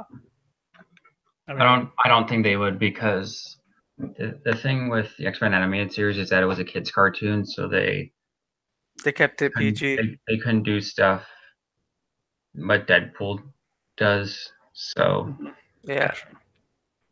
yeah, but I think that was awesome. I think having the dude that co-directed John Wick is showing those signs that the choreographed fight scenes are going to be top notch, and I'm digging it. I'm digging the cool subtle jokes there in the actual trailer, and I love that the driver is back, dude. That dude was awesome in the first movie. yeah, Dopinder, like, He was- dude, he was that man, awesome. I love that man.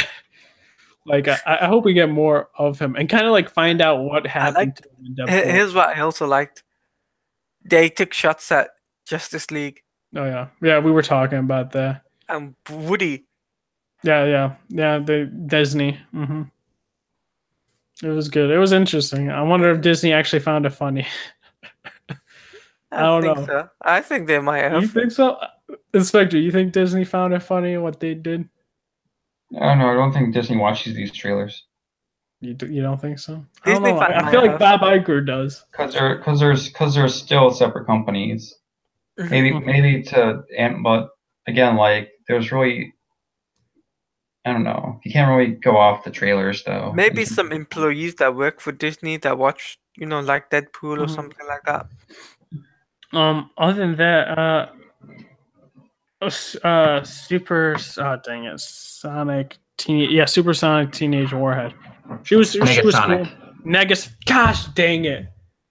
Oh man, I feel so dumb. Negasonic Teenage Warhead. She was cool. New hairstyle. Domino was chill. Tim Miller was in it. Yeah, that's his name. Yeah, people were like, "Oh, are they going to show him in the trailer? Are they not going to show him in the trailer because of the controversy?" And yeah, no, they showed him in the trailer still, as well as Cable was cool. I think Cable looked awesome, and I just want to know more about the story. But like, I'm already sold on it. I'm still gonna watch it, just because it's Deadpool, and I'm kind of glad that they're not talking about the storyline where a lot of movie trailers do. But I guess we'll have. We'll have to wait and see. So what did you think, Talada? Because I know Inspector talked about the trailer. I think it was a good trailer. Mm-hmm. Obviously they took shots at WB and Disney. Obviously that's inevitable with Deadpool. They did that last time with BVS. Mm-hmm. So that was inevitable. Other than that, I thought it was really funny. And obviously it didn't show much. I just hope that the big trailer that they give us is going to be awesome. Mm-hmm. I hope they do that. Yeah, this movie comes out in 3 weeks. 3 weeks. Not 3 weeks, so 3 months. Why I say weeks? I was going to say 3 weeks. Dude, yeah, I had 3 hours of sleep. This is what happens. Guys, this is what happens when you're studying. Oh yeah. This is what's happened to Red Hood. Yeah, it gets worse. So yeah, 3 months. Comes out May 18th. I think you guys will watch it and enjoy. Next one is Black Panther. All right. Very interesting things being talked about. Because reviews are already up. The embargo was lifted. Mm-hmm. Surprised about the super high rating it's getting. Like, it's pretty high. I'm not surprised. I'm not surprised. No, dude, it's higher than Logan. I was like, wait a minute. What? I know, but so was Thor Ragnarok at the beginning. Yes. I don't know if it's Like my guess is this it's gonna be like it's gonna be like Thor Ragnarok, where all the big positive people, because this is what Disney does. They push all the positive reviews out at the beginning, and then all the negative trickles out at the end. Then it comes to a total of probably like it's still going to be in the 90s, probably like 92%. It's probably like 92 or 91. Oh, you're talking about Rotten Tomatoes. Like, I never use Rotten Tomatoes. I just use Metacritic. And like right now, Metacritic's the same. Well, Metacritic's kind of the same, except it's not like a. It's because like Rotten Tomatoes does a pass or fail essentially, right? Yeah, but it's still the same where it's like because they still have like a percentage rating, like it's like 92. Well, to me, Rotten Tomatoes makes it look better than the actual score. Like, yeah, because like they have, but the thing about with Metacritic is that like they still have like the thing that's similar between Metacritic and Rotten Tomatoes is that they both have the critic reviews. But the problem is that people don't look at the critic reviews on Rotten Tomatoes. Like they don't scroll down; they just look at the meter. Yeah, and that's the problem with Rotten Tomatoes. And even with Metacritic, they just look at the score. Like they don't look at the reviews. And of course, like there's gonna be like in terms of user reviews, there's gonna be like a big positive, and then there's gonna be like those people. Like there's gonna be a bunch of 10s, then there's gonna be a bunch of 0s because people don't like. I mean, when, that tends to happen. Like even with games. Like, yeah, like when I think there's a certain person when they see like a game is getting a bunch of praise, they just want to give it a 0 just because they don't want it to, like they probably haven't played the game and they just want to put out a bad score just because they don't want it to see, they don't like all the praise that it's getting. But like, yeah. I got you. What I was saying, like, because right now Metacritic is at an 87, and I was just like, wait, what? I think that's interesting because I know what Logan technically on Metacritic was a 77, 76, 77 around that range. Or Wonder Woman was like 74, 75 on Metacritic. So as well. So me, it's like I don't know.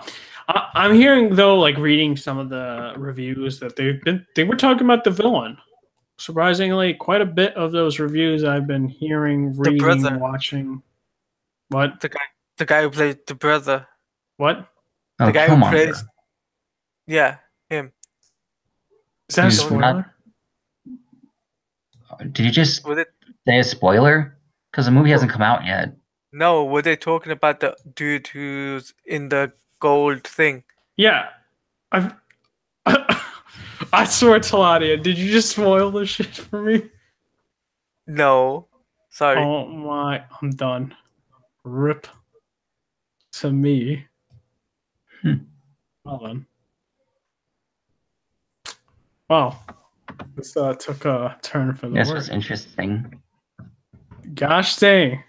Now I feel like my experience will be ruined when I watch this movie. No, I'm asking, did the embargo said that? What do you mean? You said... Why are you watching? Why are you reading the reviews?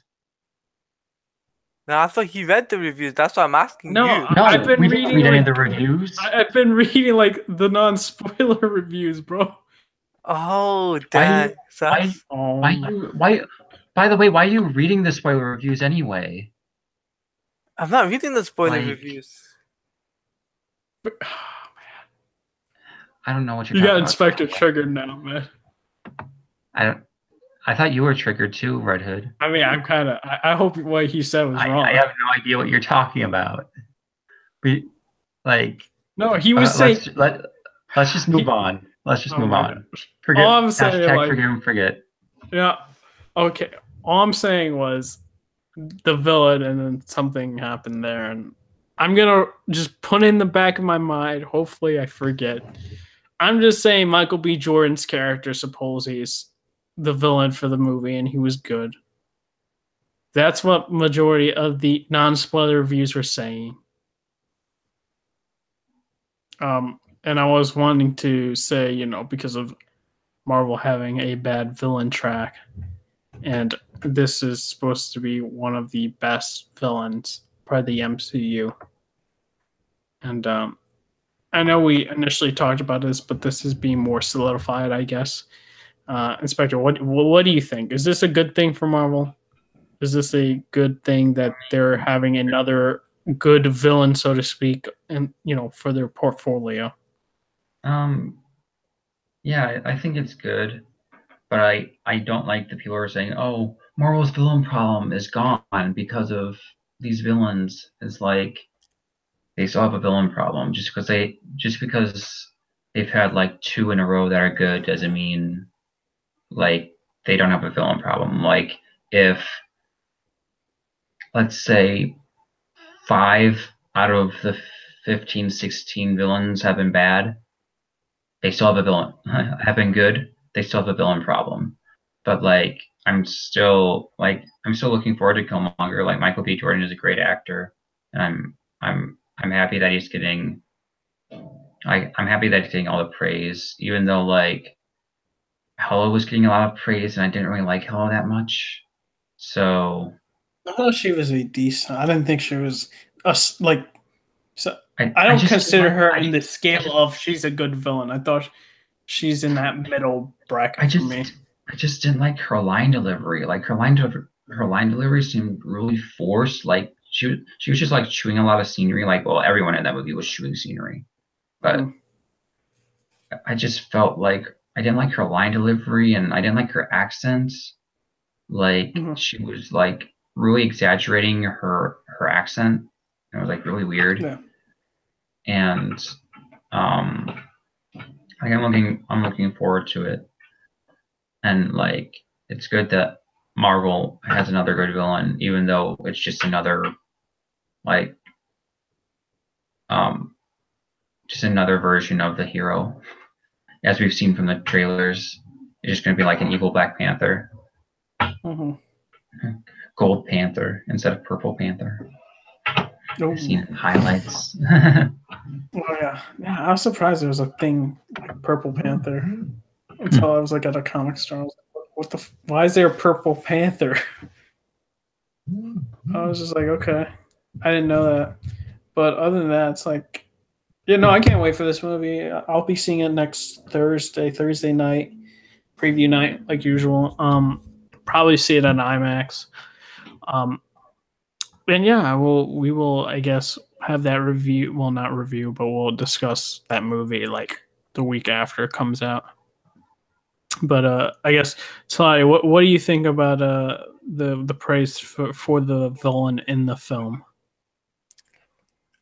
The only thing I can really say is I hope that I hope the villain is really good. When I watch it at the cinema, from what I've seen, non-spoiler, because I didn't spoil it. Never mind. But what I'm saying is that in terms of the character, though, I hope he's a really good, really badass character when it comes to the movie itself. You know what I mean. You know,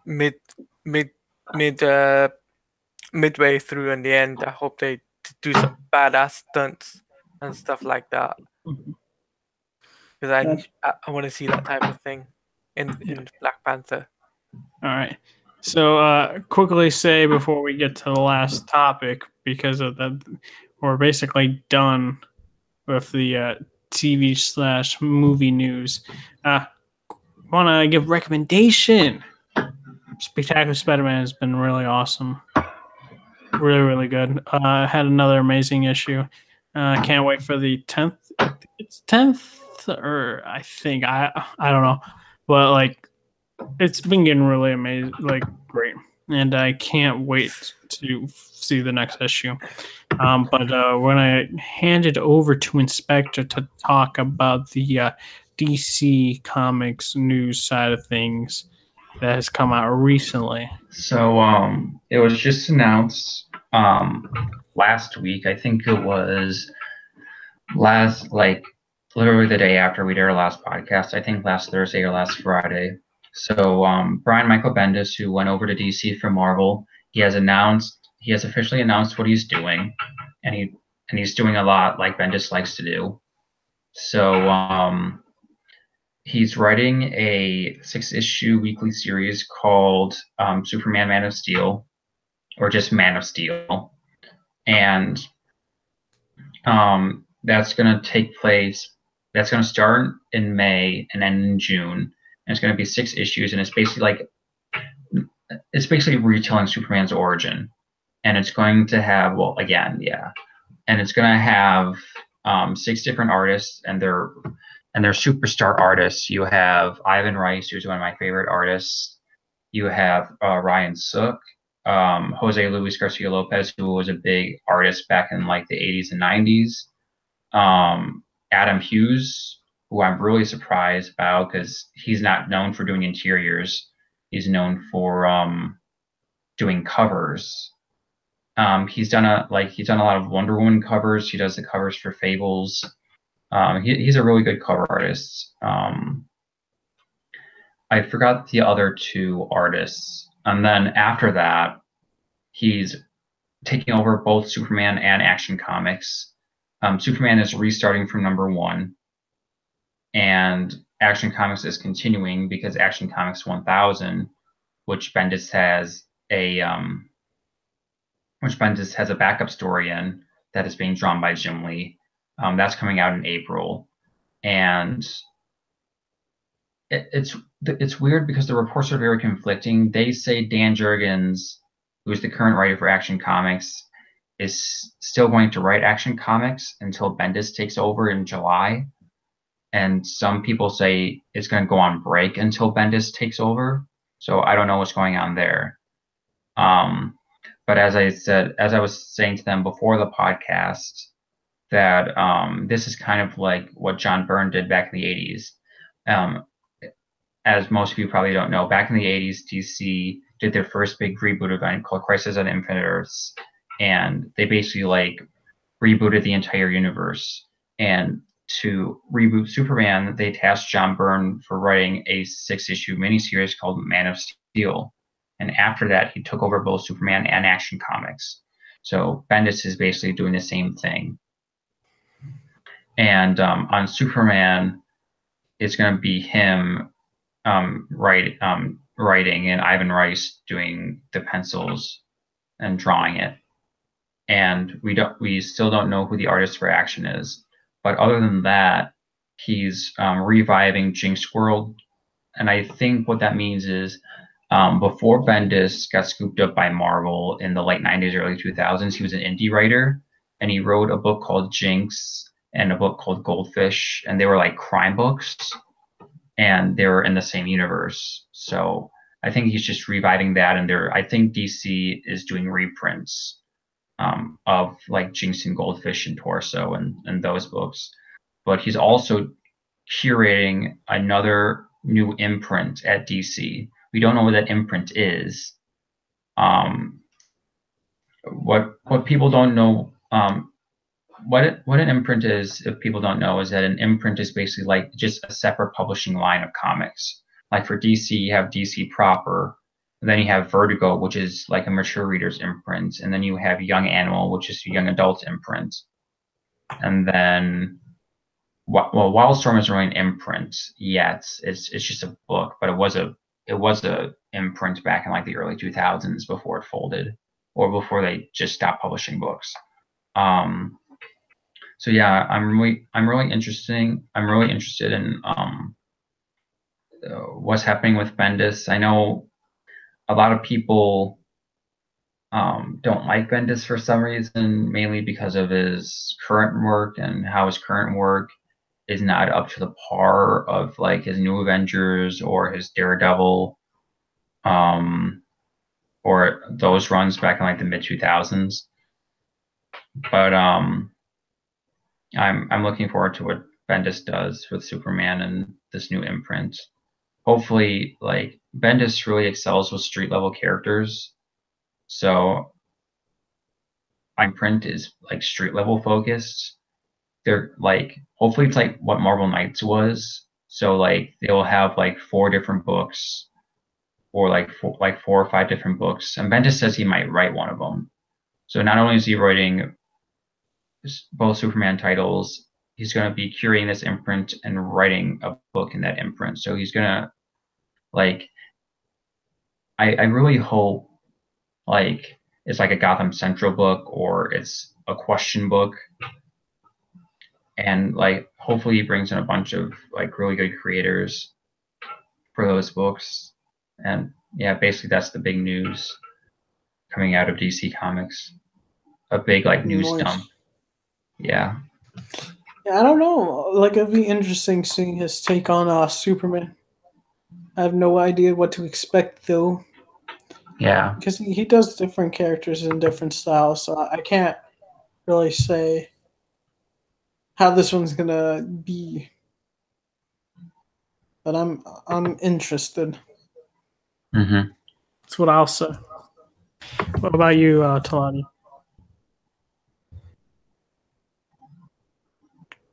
Sorry.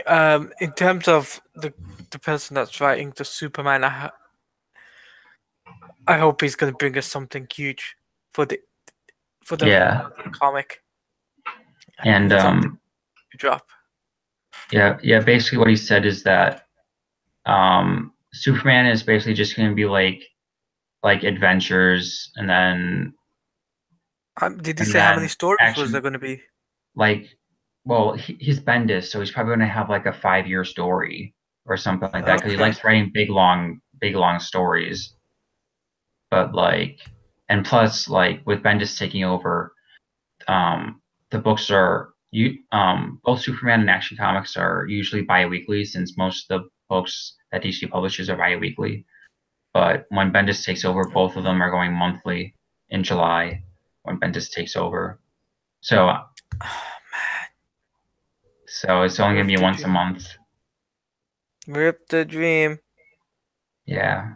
Even though I think that's for the best, because I feel kind of both Superman titles have kind of been stagnant for a while. I always love reading, but you know, from my perspective. Sorry. Yeah. I like reading them. I just think they were better in the beginning than they are now. Like they're still good, but they're not as great as they were in the beginning. Like Superman was great in the beginning, and then I think it started going down after Black Dawn, because after Black Dawn, it was just a bunch of filler issues, and they didn't really amount to anything. And the Imperious Lex story was like very messy, and I didn't really like it that much. And it feels like the stories leading up to Bendis taking over is just going to be like a bunch of filler again. So I'm like it's the filler is fine. It's just like I want something other than filler. So yeah. All right. So actually, I got some breaking news, so to speak. So it seems like the spin-off of the Fast and Furious movie is going to be happening. The movie's supposed to hit theaters on July 26th of 2019. And Deadpool 2 director David Leitch is probably going to be directing that movie. He's in early talks for it. And this is going to be the spin-off with Hobbs and Jason Statham's character Deckard. So that's kind of insane because, you know, this dude's directing Deadpool 2. He's directed John Wick and Atomic Blonde. So, like, he's known for his action, which is going to be pretty insane for this movie to have that level of action. Now, I'm not saying, like, it's going to be gory and stuff, but you know what I mean. It's going to have that, like, clean, awesome, closed fight. But, what do you think, Claudia, about this? Do you think that's good that they should have I think this would be a good sign after the stuff that Dwayne "The Rock" Johnson has been doing with, you know, without the Fast and Furious franchise by his name in movie world. I mean, yeah, he's done Moana, yeah, he's done Jumanji, and yeah, he's done other movies, but like this Hobbs movie will definitely define the character Hobbs, if you know what I mean. And you got two action-packed characters, actors, I should say. You got The Rock and you've got Jason Statham, which is these two guys will punch blows back to back, and these guys can, these guys will tear the roof off, and they'll get people fitted in seats just because of the name The Rock, and just because of the name Jason Statham. You know what I mean? Yeah, I got you. Just hopefully the story will be good though. Yeah. What about you, Inspector? What do you think? I mean, I kind of dropped off of Fast and Furious, so like I didn't like. It's gonna be it's a movie with The Rock, so it's gonna make a lot of money. So like I like Hobbs' character. I'm not really that interested in Deckard though. You think it's good for the Deadpool 2 director taking the reins for that? I guess I don't think the director really matters. But well, he's also probably going to be the choreograph or for the fighting because he does that stuff, I think. Do you think that he'll do the thing as well, his own stunts or nah? Who? The Rock. The Rock, yeah. Does he? I didn't even know he does his own stunts. Like it did before in Fast 8. He does his own stunts. Of course he does his own stunts. Like he's rock hard. He doesn't need a stunt double. He doesn't need a stunt double. Yeah, right. Oh my gosh. Anyways, I forgot there was one more thing, and this was one of the biggest news in the Super Bowl. And this is very controversial in several different ways. So in the Super Bowl, a movie was announced, The Cloverfield Paradox, and then it was streamed right after the Super Bowl on Netflix. I've never heard of that movie, and well, it made big headlines because Netflix purchased the right for The Cloverfield Paradox, and that month it was supposed to come out in a month or two. Paramount thought that movie wasn't going to make enough money, so they basically sold the right of the movie, not the franchise, of the movie to Netflix. Netflix were like, okay, cool. We're going to have an ad on the Super Bowl telling everyone that, to come see the movie after the football game for the Super Bowl, which is genius. I wasn't going to lie. I didn't know that. And I was like, oh, crap. Let me watch it afterwards. Now, that being said, I thought the movie was meh. I'm a big Cloverfield fan. I like the first one. I love the second one. This one, I understood what it was trying to do to explain both those movies, the different realities, and that's why stuff is happening. And so it's like, but this movie had an identity crisis. It's like, was it trying to be a sci-fi, a thriller, horror? It's just had an identity crisis, and I can kind of see why Paramount was just like, this movie's not going to make enough money. Let's sell it to somebody for streaming, and we'd just be co-partnered with them, which Netflix did. And hey, Netflix is making money off of it, man, and Paramount made money off of it as well. So this is a good thing. And I know the fourth Cloverfield movie, because Cloverfield Paradox is the third one. The fourth one's already done filming, and supposedly it may be coming out later this year as well, which is kind of insane. But overall, I guess my question to you guys, last question, is this a smart way of Netflix announcing their movies, just saying, by the way, it's out later today? We'll start off Inspector. I don't think that was the smartest move. Mm-hmm. I get what they were trying to do, but I don't think that most people watching the Super Bowl are interested in Cloverfield. Mm-hmm. So, and plus the movie just got thrashed by critics. So, like, to me, I thought the original Cloverfield was okay. I liked 10 Cloverfield Lane. I just think it's a mistake for these movies to be called Cloverfield because, like, 10 Cloverfield Lane didn't really have anything to do with the first Cloverfield. And this one didn't really have that much to do with 10 Cloverfield Lane. I get what they're trying to do. I just don't think this is the right way to do a franchise. Yeah, it's like different universes, different realities, so to speak. Yeah. Okay. So it's weird. That's basically how they're explaining how Cloverfield Lane and the original and this are all connected. It's like different universes. But what about you, Talai? You think this was a good move? You think? I mean, Paramount made money off of it. They thought if they released it in theaters, that thing was gonna tank. No, it wouldn't have done well. Even internationally, it wouldn't have done You're saying it was smart for them to sell it off to like Netflix? Nope, bad idea. Bad idea. So you think they should have put it in theaters? They should have put it in theaters. See how Really? it would have. I don't think this movie would have done well in theaters. No, but to think about it like this. Like, I don't think 10 Cloverfield Lane did well in theaters either. Yeah, but it would have been better for them to do. I know, but the thing is, like, if it's not profitable, that's what they were thinking. Like this, they thought this wasn't even going to break even. Yeah, because I think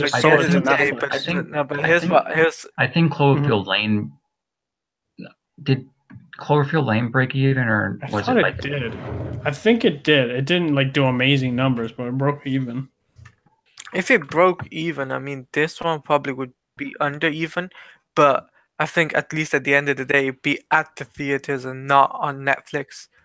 And the only thing is, this movie was only set for the US, which I noticed.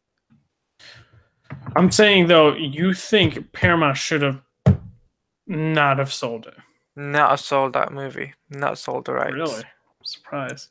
Me, it's like when I'm thinking, I feel like Paramount was on the right track.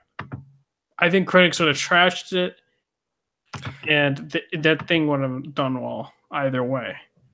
No, like because they were sitting on this movie for a while. They were just like, we can't really back this movie. We need to sell it to a streaming site because we're not going to make this money back. Yeah. You see, the thing is, they're not Disney. That's the first thing. And they're not, like, Netflix is not Disney. And they're not going to make a success of it. I know, but, like, it's J.J. Abrams' studio. So, like, no, like, J.J. Abrams' studio makes the movies. Okay. I bet J.J. Abrams was pissed off about it. Yeah, he'll be pissed. He'll be like, what the hell happened to this movie? You know, I don't know, I don't know. I mean, he probably had some say in the decision too. Yeah, but what I'm saying is that's my honest opinion though. I'm sorry if you don't agree with me on that, but that's just me. Mm-hmm. Yeah, but just me is like I can understand your opinion, but it's like to me when I think it's like if you put it in the theaters, they would not have made their money back like they did with selling it. True, but for me, at least 10 people would see it at the cinema. I can understand what you're saying. It's like they see it on the big screen, and it's an awesome feeling. But the thing is, Paramount wants to make that money back. Yeah. If they put that on the big screen, they wouldn't have not made as much as they are now. Yeah. Because like this thing was gonna tank hard. There was like no marketing. I don't even think they were gonna market much of this movie anyways. It seems like they're more confident with the Cloverfield 4 movie than they were with this one. Okay. From like the reports and all that. But those are our thoughts on all of this, guys. We're going to do our outros now, but you guys, if you're watching this as a past broadcast, thank you guys. To hopefully you guys can support us more. Hit that like button, share it. That will help us greatly. As well as if you want to see more content for this podcast, hit the subscribe button and also hit the bell notifications so you guys can know right when we are live for the podcast, so you can interact with us during it as well. We could type back as well, and as well as I do have a couple of reaction videos I have recorded for like Deadpool, Jessica Jones, and the Han Solo one.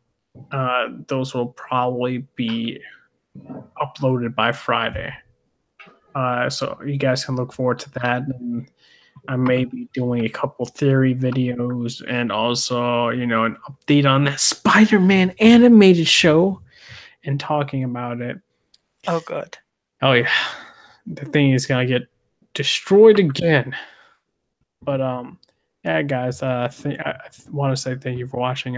But Inspector, where can they find you at? You can find me on Twitter at the Inspector. Voice. What about you, Taladia? You can find your boy at mtaladia on Twitter. You can find me on Twitch, which is twitch.tv/Taladia Plays. And you can also find me on YouTube, which is youtube.com/Taladia Plays.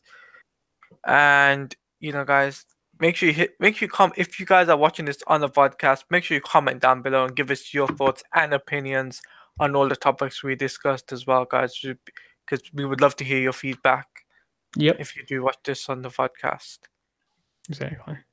But guys, this is it. This is the Overleveled podcast. Signing off.